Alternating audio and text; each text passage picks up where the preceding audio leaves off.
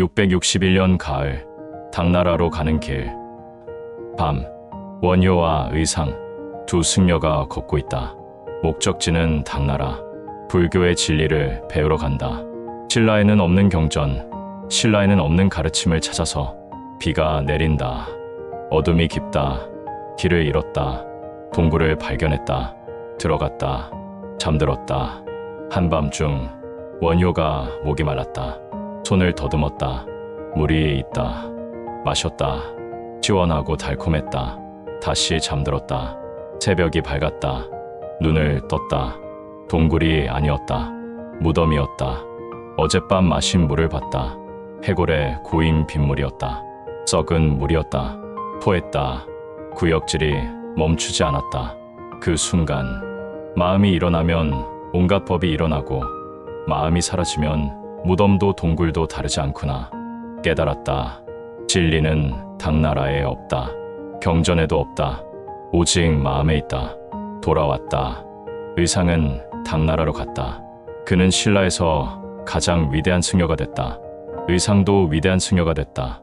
하지만 원효의 길은 달랐다. 궁궐이 아니라 거리로 갔다. 귀족이 아니라 백성에게 갔다. 마음이 깨끗하면 해골물도 맑다. 모든 길은 하나로 통한다. 원효의 깨달음이다. 원효, 신라 최고의 승려, 100여 권의 저수를 남겼다. 하지만 그가 남긴 가장 큰 유산은 책이 아니었다. 깨달음이었다. 참계는 오직 마음이요, 만법은 오직 식일 뿐이다. 지금부터 그가 발견한 것을 파헤쳐보자. 마음이란 무엇인가? 화쟁이란 무엇인가? 그리고 진정한 자유는 어디에 있는가? 같은 물, 다른 세계, 핵심 깨달음이다. 일체유심조, 모든 것은 오직 마음이 만든다.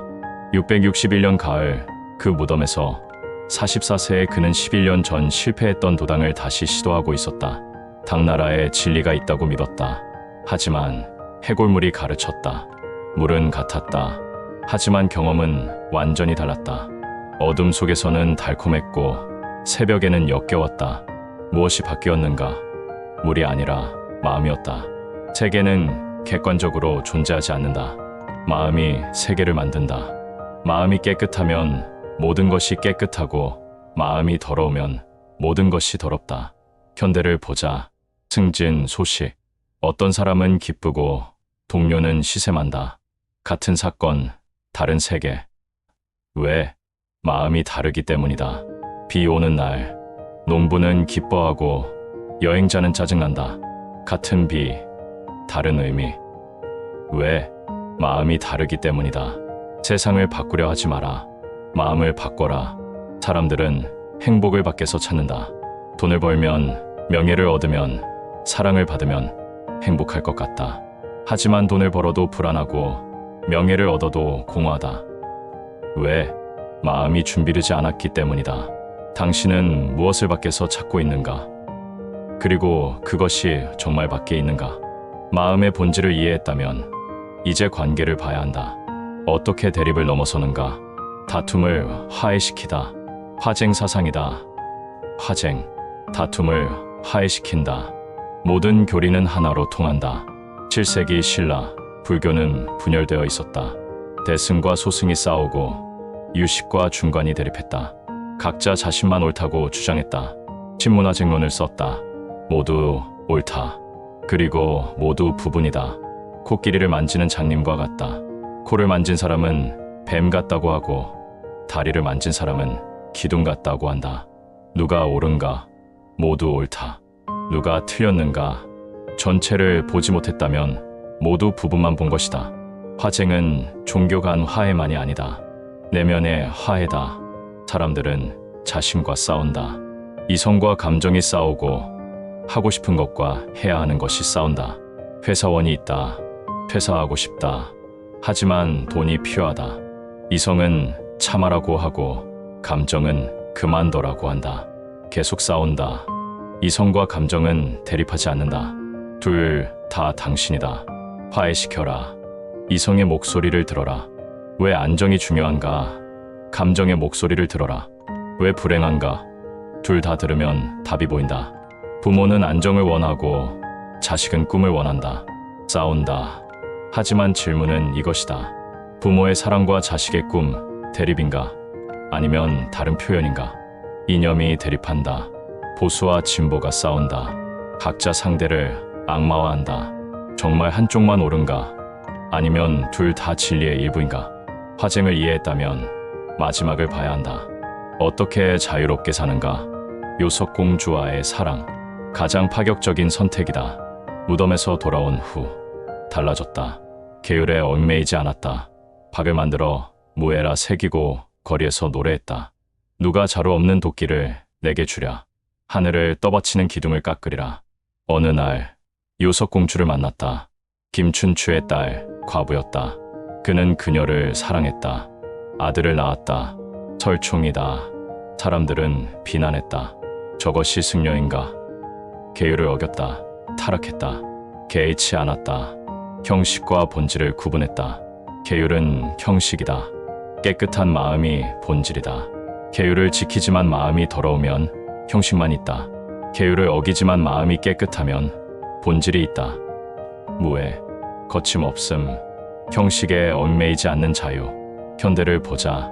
사람들은 형식에 갇혀 산다. 이래야 한다. 저래야 한다. 이것이 정상이다. 회사에서 정해진 방식대로만 일해야 한다. 창의적으로 하려 하면 규칙이 아니야. 가족에서 정해진 역할만 해야 한다. 아버지는 이래야지. 어머니는 저래야지. 벗어나면 이상하다. 결혼, 출산, 집, 차. 정해진 순서가 있다. 순서를 바꾸면 잘못됐다. 그 형식이 당신을 자유롭게 하는가? 아니면 가두는가? 본질이 중요하다. 형식은 본질을 위한 도구일 뿐이다. 형식이 본질을 가리면 과감히 버려라. 설총은 자랐다. 신라 최고의 학자가 됐다. 이두를 정리했다. 그의 선택은 틀리지 않았다. 686년 70세 가까이 입적했다. 100여 권의 책을 남겼다. 하지만 가장 큰 유산은 삶이었다. 형식을 깨고 대립을 넘고 마음을 본 삶. 현대를 사는 우리에게 그는 무엇을 말하는가? 첫째, 마음이 세계를 만든다. 밖을 바꾸려 하지 마라. 안을 바꿔라. 마음이 깨끗하면 해골물도 맑다. 당신의 마음은 지금 무엇을 보고 있는가? 둘째, 대립을 넘어서라. 나와 너, 옳고 그름, 이것과 저것. 모든 대립은 마음이 만든다. 화해시켜라. 당신은 무엇과 싸우고 있는가? 셋째, 형식이 아니라 본질이다.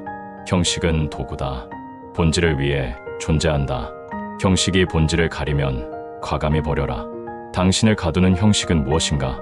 그의 마지막 질문은 이것이다. 마음이 깨끗하면 해골물도 맑다.